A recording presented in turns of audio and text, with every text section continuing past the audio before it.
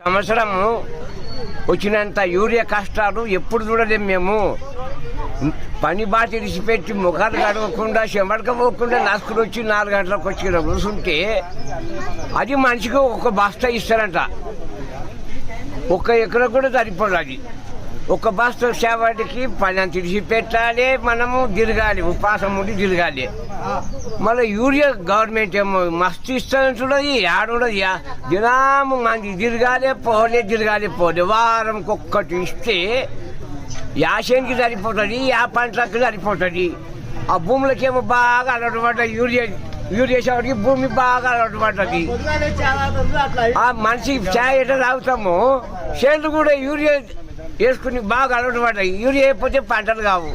కాబట్టి ఈ గవర్నమెంట్కి ఇంతవరకు ఎప్పుడో ఆగస్టులో వేసేటటువంటి యూరియా ఇంకా సెప్టెంబర్ వరకు ఇంకా రాలేదంటే పంటలు అందుకొరకే ఎంటబడిపోతున్నాయి, దిగుబడి తక్కువ వస్తుంది. అప్పుల పాలై రైతులు అందుకొరకే ఆత్మహత్య చేసుకుంటున్నారు.